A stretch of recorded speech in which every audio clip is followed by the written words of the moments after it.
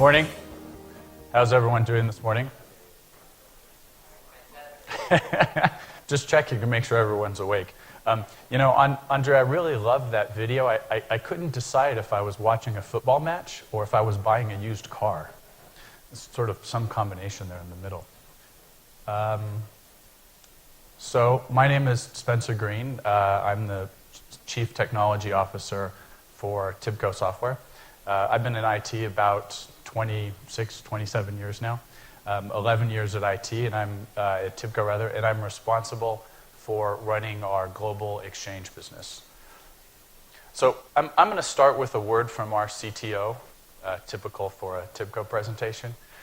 When you look at the data that's coming into the world, data is collected in databases and analyzed in databases today. As Andre said, when we're looking at larger and larger quantities of data, it becomes impossible to analyze and sort through all that data in real time.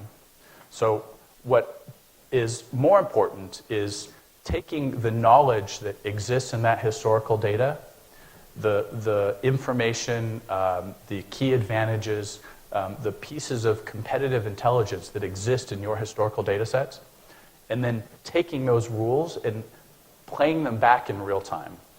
Coupling that historical knowledge along with what's happening in real time.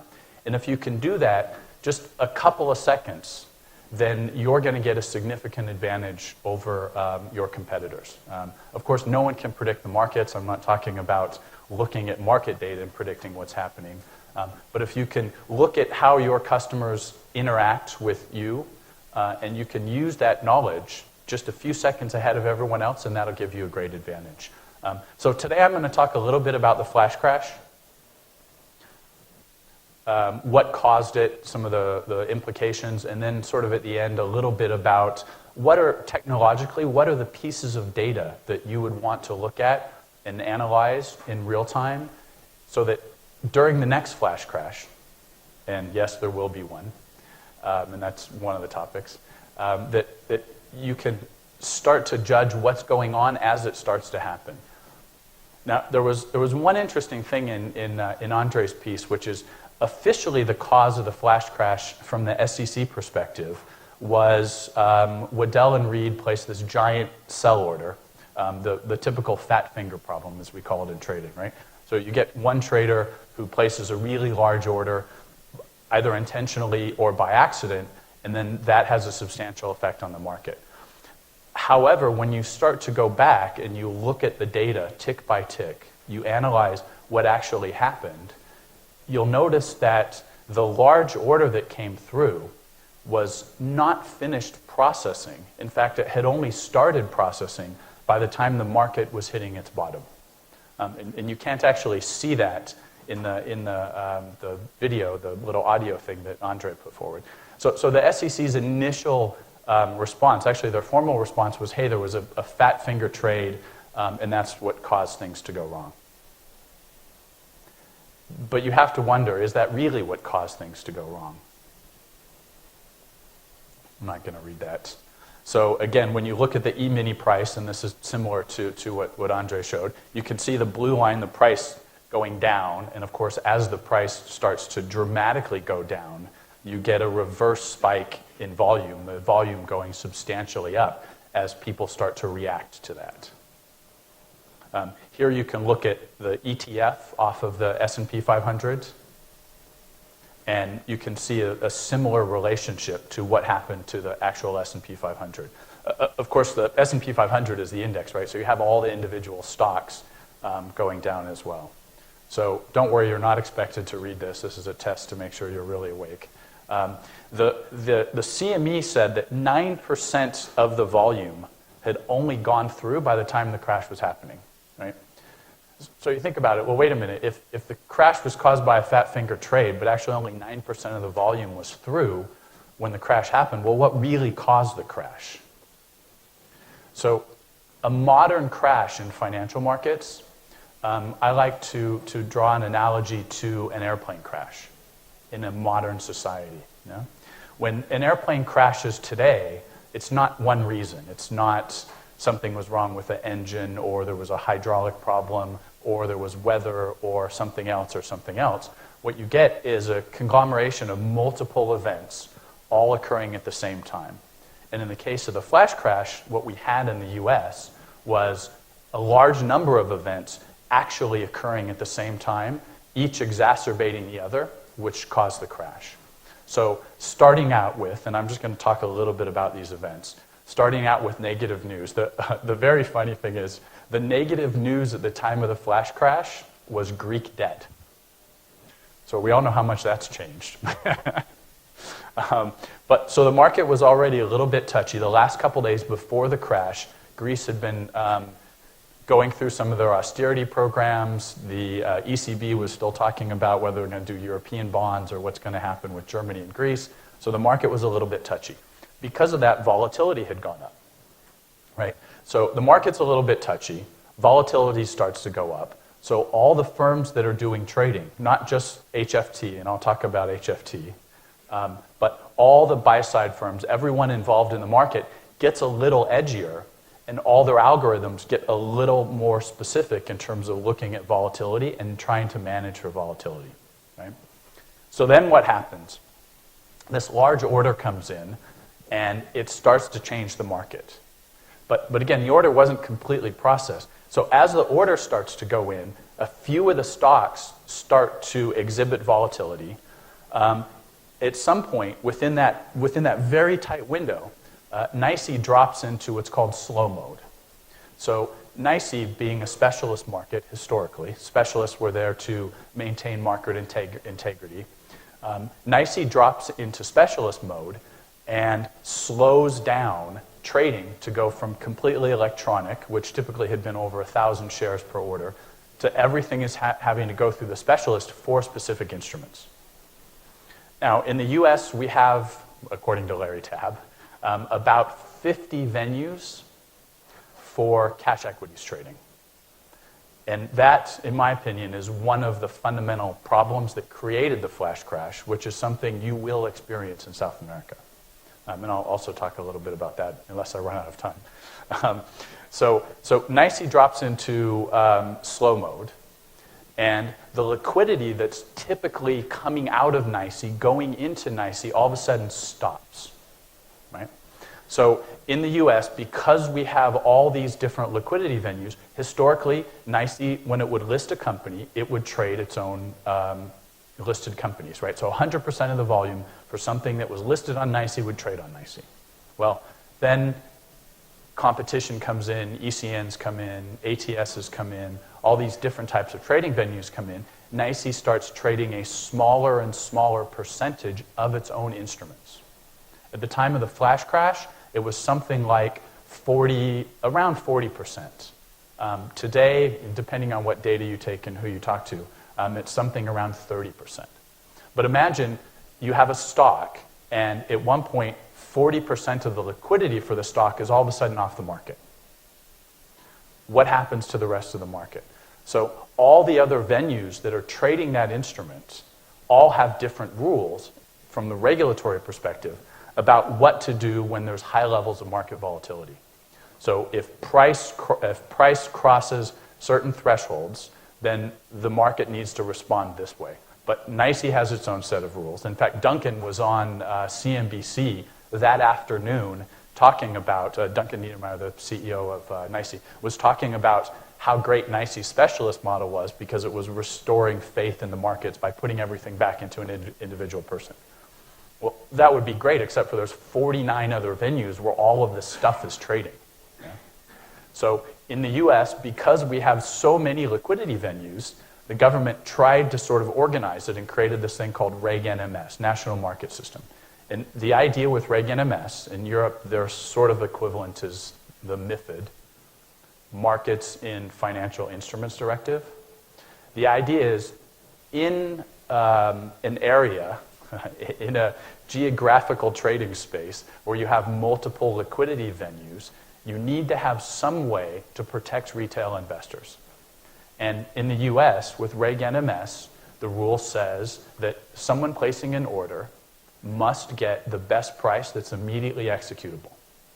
which means if a particular liquidity venue does not have the best price for that instrument, they have to pass it off to another liquidity venue, even if it's one of their competitors. Now, there's a corollary there, something called an intermarket sweep order, which is if I'm trading into the market and I need to go to a primary liquidity center, but there's not enough liquidity there, then I can actually issue an order that says, okay, I don't want just everything they have. I want everything NASDAQ has. I want everything NYSE has. I want everything BATS has. Excuse me. I want to go through all the different market centers, and I want to soak up all that liquidity. Under normal market conditions, that's not a problem. The day of the flash crash, NYSE goes into slow mode for some of its stocks. There's already high volatility. This big order starts to come down, and all of a sudden 40% for some instruments, 40% of the liquidity is off of the market. So what happens? People who are trying to get orders from the market or trying to get trades out of the market have to start looking at other liquidity venues. Well, with a large amount of liquidity very quickly dropping off the market, all the other venues start emptying out, if you will. So all the liquidity that was available on BATS all of a sudden drops out. The liquidity that's available on NASDAQ all of a sudden drops out. Because NYSE's slowing down, all these other market centers are getting sucked dry, essentially, for what they have to offer. Now, there's a couple other things going on there. In the US, for particular types of markets, we have market maker models, and the market makers have a legal responsibility to quote into the market. They must put firm quotes on equities that they're quoting so that when they throw the quote out to the market, if a customer comes in and says, hey, you listed Tibco, for example, you listed Tibco at 30, dream on, then if a customer hits that, they have to honor that trade. But the market makers don't always want to be in the market because sometimes there's high levels of volatility, and the market makers, like all companies, are there to take a profit, buy the bids, sell the bid, buy the offer. And so what they do is they do something called stub quotes. Now, a stub quote is, I'm a market maker, I'm legally required to be in the market, but you know what? There's so much volatility in the market right now. Instead of having an offer that I will sell people this stock for $20 a share, I'm going to make that offer $500 a share or 10 cents a share. And I'm going to widen my spread so far out that no one's going to hit any of my quotes. So I'm effectively out of the market. Legally, I'm still quoting into the market, but effectively I'm out of the market. Well, guess what? If all the liquidity in all the venues is gone all the way down the price book, and I liked the real-time graph, Andre, because you could actually see where the BBO was, and you could see it bouncing, and occasionally it would bounce off the screen. So all you saw were the sell orders. You couldn't see the buy orders until it had time to readjust and come back onto the middle of the screen. Yeah? If you pull all the liquidity out, all of a sudden the only thing that's left are the stub quotes. And on the day of the flash crash, Accenture was selling for $0.01 a share. Because in so many liquidity centers where Accenture was trading, the only quotes that were left to be hit were stub quotes where market makers are saying, you know what, we don't want to trade Accenture, but we legally have to be in this market, so we're just going to put our quotes down at $0.01 because no one will ever hit that. Oops, guess what? The market's now so far down that $0.01 is all you're going to get. So in addition to that, the HFT guys were in. Now, high-frequency trading, of course, and there's a panel on it later today, is a very controversial topic in many markets. A couple of the things that the high-frequency traders were doing on that particular day, one is something called quote stuffing. Quote stuffing is not illegal at the moment. Whether or not it's moral is a cause for a conversation over a glass of nice Chilean wine. Quote stuffing is when you know, as a hedge fund, what the data rate is for particular market centers. Now, that's not going to be for every market centers, but it's going to be for particular market centers. So what you can do is you can slam as many quotes as you can possibly get into that market center in the hopes of slowing it down. Many market centers will limit the number of quotes coming in, but many market centers can't do that. If the market center is very segmented with customers on the outside, a very nice gateway in the middle, then they can limit how that happens. But when you look at co-located customers, where the only thing separating the matching engine for the exchange from the customers is a network cable and a switch, it starts to become very difficult to slow down some of the customers. So quote saturation is going on for some of the venues. So one venue is reporting quotes slower than the other venues. Now, the HFT guys take advantage of that discrepancy. It's a kind of arbitrage. Yeah? In addition, what you get is something called banging the close. Banging the close is when you know at a certain point that the market's going to do something specific. Or more specifically, when you have an opinion that at a certain point, the market's going to do something specific. So what they do is they throw in so many buy orders, they try and shove up the price within a very specific time frame. It's similar to saturation, where they're trying to saturate the market so that the participants in the market see so much liquidity coming in that the market starts to move up, and then the people trying to bang the close will try and suck all that liquidity out right at the last second. Right? All the different exchanges and liquidity venues manage how you take orders out of the market at the end of the day in slightly different matters. Yeah? And to make matters worse, during that time, the Dow, the actual machine calculating the Dow index, which sits in NYSE's data center, slowed down. So it was producing data slower than it should. So all of a sudden you had all of these things coming together at the same time. Now, as I said, in my own opinion, based on customers that I talk to, the thing to really be aware of, afraid of, is the market microstructure. So when you look at something, when you look at a market like NYSE that says, hey, we're going to, under these circumstances, for these particular instruments, we're going to step back and go into slow mode, essentially a specialist model, because we believe it's the best way to handle this crisis of volatility. Other markets say, you know what, we want things to trade as fast as possible. We don't ever want a person involved. And then other markets yet, dark pools, for example, are saying, you know what, we're looking at such large order volumes that how fast things trade aren't as relevant. What's relevant is transparency into who's moving large blocks, and conversely, lack of transparency into who's moving large blocks, depending on what's going on. So all of those things coming together at the same time.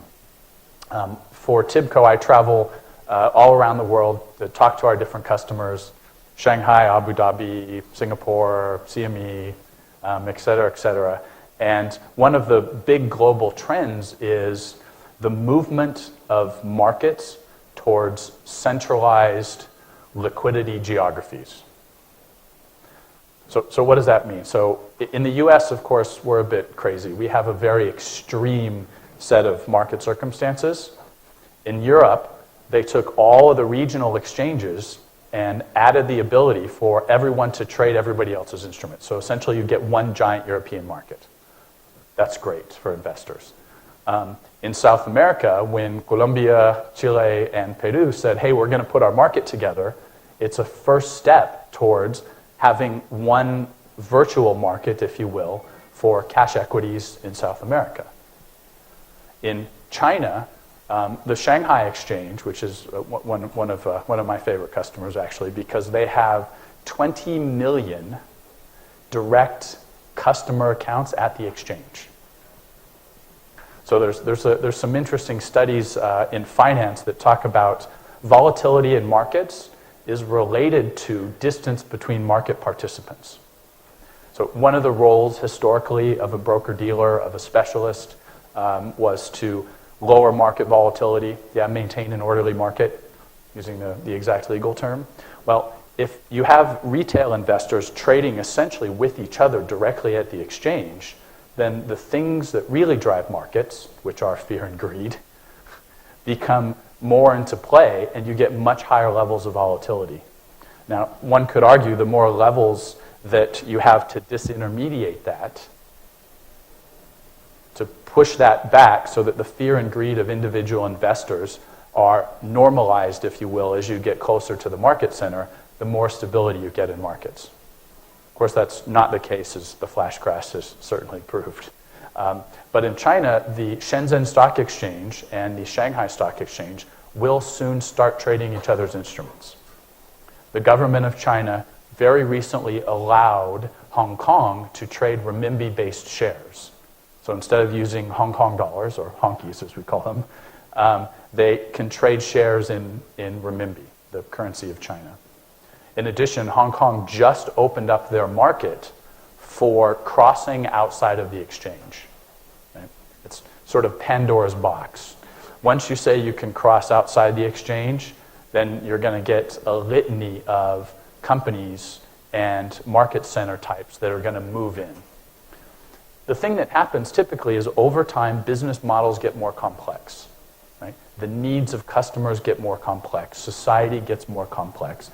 So things adapt to those individual complex needs. So before, where you have one market type, hey, I'm trading cash equities and that's just the way it is. You send an order in, it goes to the exchange. It's a central limit order book exchange. Sorry, I'm trying not to talk fast. Everybody looks at it, very simple market structure. Well, but the institutional investors want to move 1 million shares and they don't want the rest of the market to see that. Well, the brokerages want to do types of prop trading, or the hedgies want to do types of prop trading, and they don't want people to see that. So more venues open up that actually cater to those specific needs. So over time, you get this additional complexity as customer needs change.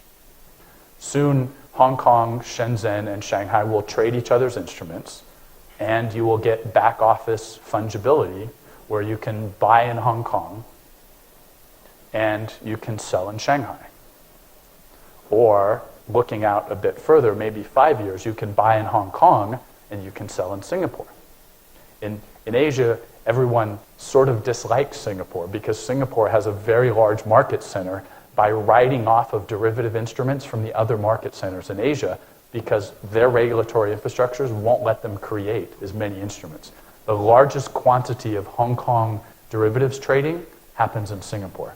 So Hong Kong, the exchange is pushing so that they can start creating all these new instruments to compete against Singapore. Well, guess what? When Hong Kong and Singapore start competing against each other so much, pretty soon they're going to be to the point where they can trade each other's products, because that's true competition. Yeah? At some point, when South America becomes a market, when Asia becomes a market, the U.S. is, well, we're a bunch of crazies, but the U.S., something will happen, and Europe becomes a market, then what's very important is not just integration of the market centers for the customers, but integration of the regulatory environments.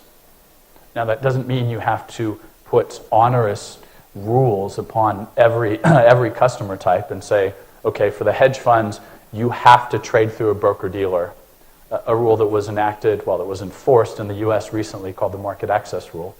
Sorry. The market access rule was the hedge funds typically were going directly to the exchanges, even though they were supposed to route through market dealers, and so it was this kind of gray area called naked access. Well, the government stepped in and said, hey, look, if you're not a member of the exchange, then you have to route through a broker-dealer. And guess what? Post Dodd-Frank, there's a lot more pre-trade analysis that has to happen before your trades get to the exchange. So when you look at the regionalization of all these market centers, it's important to say, okay, in times of volatility, what's going to happen? How is Santiago going to react versus Bovespa? And who's in charge of that, really? I mean, who wants to be in charge of it? That's always one question, right? And then the investment banks and the customers of the exchanges will try to minimize the amount of work they have to do for compliance, because that's a cost on their side, right? They want to be effective trading. They don't want too much compliance work going on. So harmonizing the regulatory environment for the liquidity centers, I think going forward is going to be crucial. And I think also what you're going to see is more specific rules that say, okay, this liquidity center is mainly for high-frequency trading. These are the types of things that need to happen in that environment. This liquidity center is mainly institutional. These are the type of things that have to happen in that environment. When you're talking about sweeping the market, looking at the national best bid and offer, these are the type of things that have to happen in that environment. So let me skip through some of these slides. This is actually looking at shares available on NYSE as opposed to shares available on the other exchanges. And you can see the 38 stocks that they've analyzed here. And if you look on the left, I guess that is, you'll see the ones that have 100 shares or less available. So quote stuffing I talked about. Specifically, it was 400 milliseconds. And they remained stuffed for 75 milliseconds. You know, one of the things that came out of Dodd-Frank recently, so there's about 76, I think, aspects of Dodd-Frank that aren't solved yet. The Volcker rule on retail banks doing proprietary trading / owning investment banks, the old Glass-Steagall problem, still has 400 unanswered questions about how that's going to be implemented in the U.S. But one aspect of the Dodd-Frank was, okay, the government wants to look at every trade coming through. Now, imagine there's 50 liquidity centers, one of them stuffed for 75 milliseconds.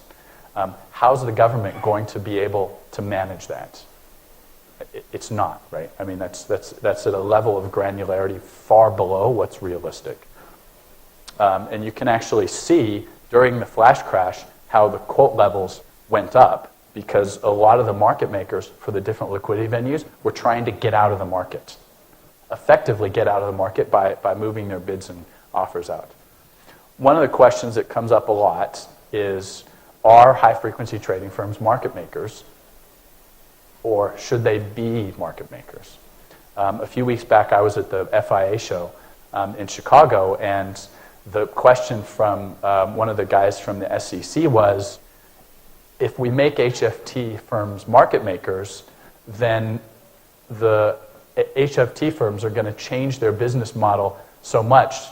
Is that going to help or hurt the markets? That's a very complex question.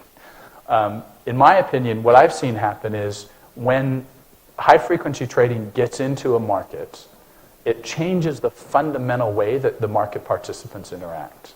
So what you had in the flash crash, again, this is my opinion, not Tibco's, but what you had during the flash crash was over time you had market participants expecting to see the liquidity from the high-frequency traders in the market. But during the flash crash, a lot of the high-frequency traders stepped out of the market because the volatility was off the chart for their market models. And all of a sudden, the liquidity that they had been previously giving to the market was gone. But the market was already used to them being in the market. So should you say to the HFT guys, hey, look, you have to be market makers because you're creating so much liquidity in the market? When they started, it was zero because they hadn't started yet. And then eventually it moves up to the point where so much of their scalping and so much of the trading they're doing is actually providing a lot. How do you do that? There's also something called spoofing, which again is not illegal, but it's done a lot, which is where they will spray orders to all the different liquidity venues and then quickly cancel them all. And when they spray all the orders, they're trying to spoof the market. They're trying to convince the market that they have an intent to do something, when in fact they don't have that intent because they want to do something else. This chart shows, by the way, these charts are actually from the SEC report. Nothing I did. This chart shows the market depth up until the point of the flash crash. And I don't have a pointer, but you can obviously see the point of the flash crash right up there. This is interesting. I was talking about the HFT guys stepping out of the market. So as a percentage of market action, high-frequency trading firms remained in the market effectively, but as a raw number of trading that was going on, they massively dropped out. So if you look at the red line, this is during the crash. Actually, no, sorry, that's the whole day. So when you look at the red line, that's the percentage of high-frequency trading in the market, but the blue line shows how much aggressive selling and buying they're doing. So during the crash, they essentially stopped their market models from running to try and take advantage of market discrepancies. Skip that one. So a couple other things that happened in there. I was talking about market volatility the days leading up to the crash. Goldie had 10 days of trading losses in the days before the flash crash. Now, if you look at Goldie's daily value at risk, actually Goldman's was one of TIBCO's first customers, and they globally do a value at risk calculation. I don't remember what time of day it is, but they do it once a day where they take all their global operations and they say, bing, this is how much money we have at risk right now for this day. And if you look at Goldie's daily VAR as opposed to some of the other big investment banks, well, the ones that are still around, you'll see that Goldie sticks its neck out in the market a lot more. So for Goldie to have 10 days of trading losses is a pretty rare thing. And the market looks at that. Obviously, they can't get access to Goldie's numbers, but people talk. A lot of people know what's going on. So if Goldie's losing money for 10 days, market participants start to get very jittery. Morgan and B of A also were reporting losses as well. As I said, the structural differences that we have in the market. In the US, there's regimented levels of markets, each with its own regulatory environment. So at the top of the list, you have the stock exchange, which is the highest level of regulatory environment. NASDAQ wasn't even an exchange until, I think it was 2005. Then you have an ECN, Electronic Communications Network. Then you have an ATS, an Alternative Trading System. And as you step down, each one of these market types has less regulatory environment, less requirements for the government, less requirements for the customers, going all the way down to OTC, which is sort of you get what you pay for in terms of who your counterparty is. One of the OTC examples that we always talk about is Amaranth. So Amaranth was a hedge fund trading out of, not Toronto, but it was trading out of Canada. And in one day, they lost about $5 billion and went belly up. Now, what caused that was one of their key traders was shorting natural gas contracts, and he had been shorting them on NYMEX, which is now owned by the Merck.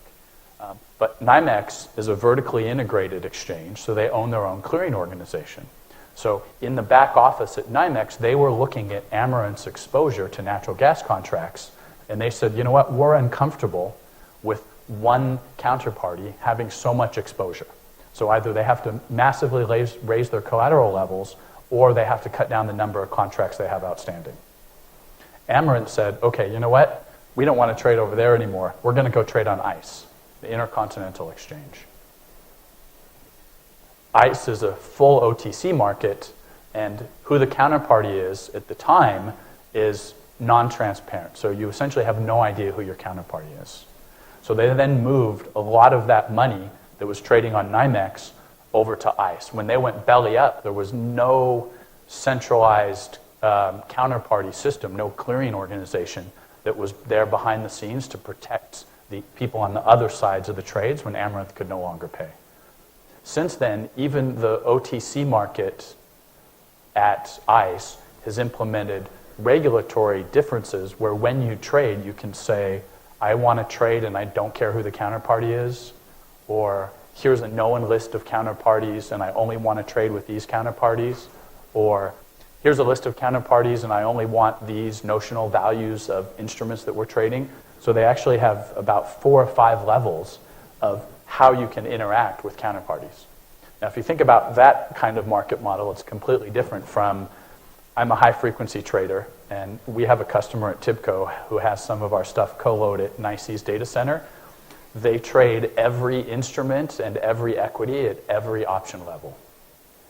So every cash equity on NYSE, every option on every cash equity on NYSE at every price level, which is a huge, massive data set. In their case, they obviously could care less who their counterparties are because the data volumes are so big.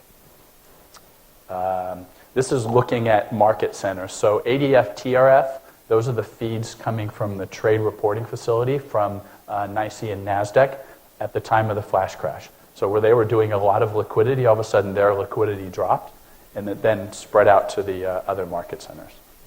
So I'll throw in a quick TIBCO thing, and then I'll talk a little bit about some of the KPIs that you can use.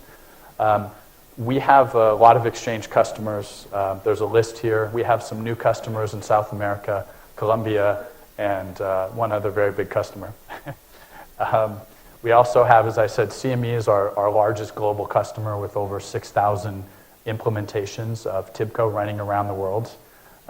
Shanghai is one of my favorite customers, as I said. Abu Dhabi, I'll give a quick Abu Dhabi anecdote. I was talking to the CIO of the exchange in Abu Dhabi, and they were doing their market data distribution off one very, very small server using an integration tool, not a market data distribution tool. And so I flew over there and I sort of fell off my chair when I heard that.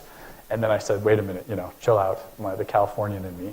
So what are your market data rates? And he said, that's a good question. I don't know. Let me call the guys. So he called the guys from the conference room, and about, 20 minutes later, they called back and said, in the history of the exchange, our peak message rate is 5 per second.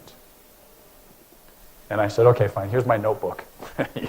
you can do your market data distribution off my IBM.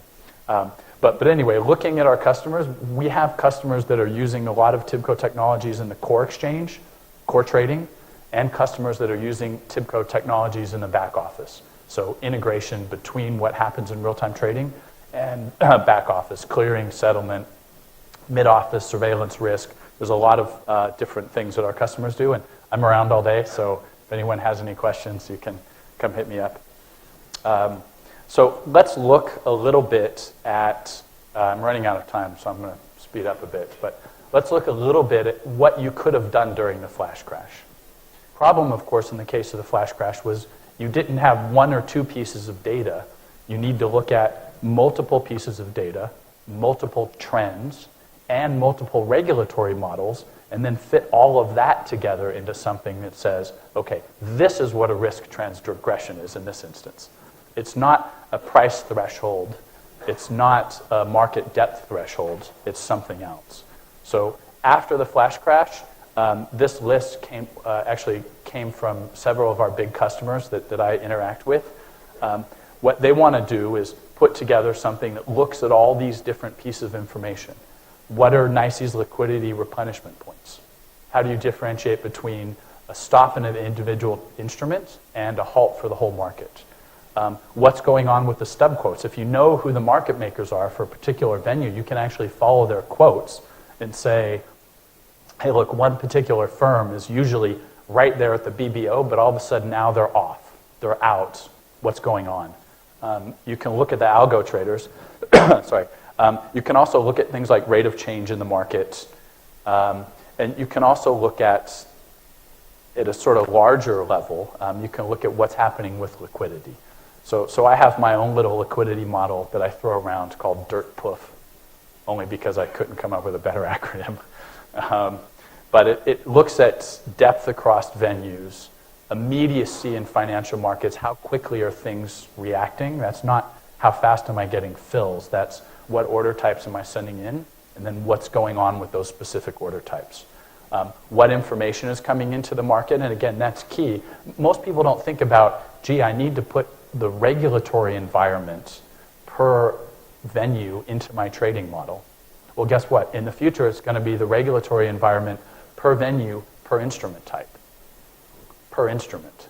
So it's going to be NYSE for this particular stock and for cash equities. And then for cash equities, it might be this particular option type. And so that's going to continue to get more complicated over time.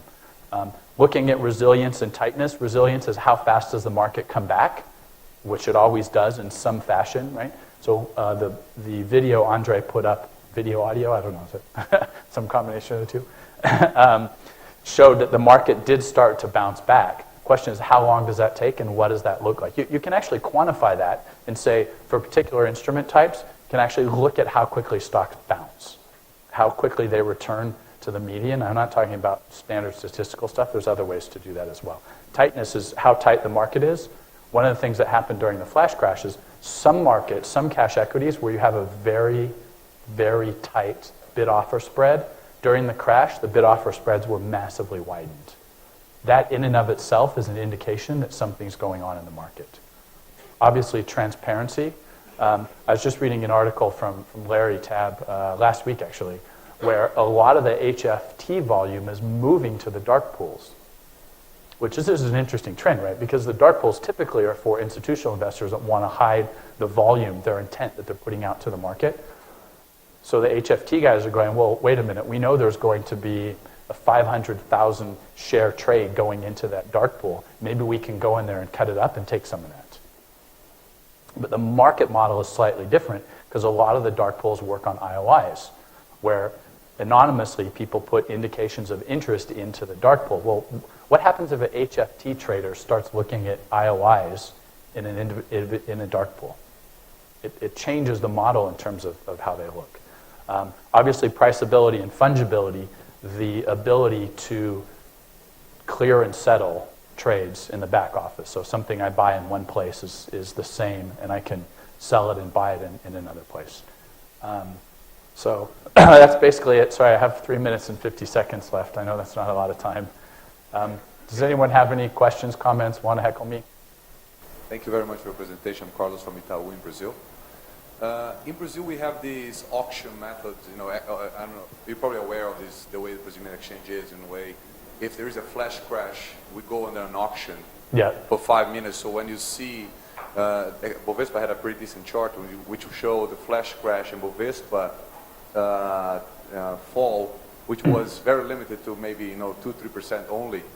Right. Do you think that there's a method that it could be evolving to the rest of the world in a way that maybe US adopt like an auction method in which a big variation like that does not need to be a circuit breaker? So the auction method is similar to what NYSE does in slow mode. The answer is, I would like to think that's going to happen. The problem is that for a lot of customers, a lot of trading firms don't want an auction method when markets slow down. They either want to get all of their market risk out of the market as quickly as possible, or they don't want other people to know what's going on in the market. And whenever you slow it down and put it into an auction, it becomes clear what's going on in the market. When you have one individual venue, that's a very easy thing to do. When you have 50 venues, then how do you create an auction against 50 venues? Then technically it becomes a lot more complex in how it works, right? So NYSE's trading this way. Okay, we can say NYSE's in auction mode now, but NASDAQ's not. If we want them both to be in auction mode, then they have to post their auction pricing out. So what you've done is in real time, you've said, okay, we're going to change the market model for the entire market. If you're in a market where there's one venue, that's fine. But where there's multiple venues, I think that complexity is going to be very difficult. What happened in the U.S. after the flash crash, the way it sits today is there's volatility halts on individual equities, which is the SEC basically punted and said, hey, look, there's way too many market models. This thing's too complex. If volatility hits a threshold, which can be defined different ways, we're just going to step back and see what happens. I mean, if you talk to the guys at NYSE, they will tell you that a specialist model is the best model for financial markets because the specialist is in there buying when it's going down and selling when it's going up, right, maintaining an orderly market. So I think some balance is going to happen, especially, as I said, I think in South America, you're going to see more venues and then different types of venues, and then the different types of venues meeting different customer needs will have more complexity when volatility and problems come into the market.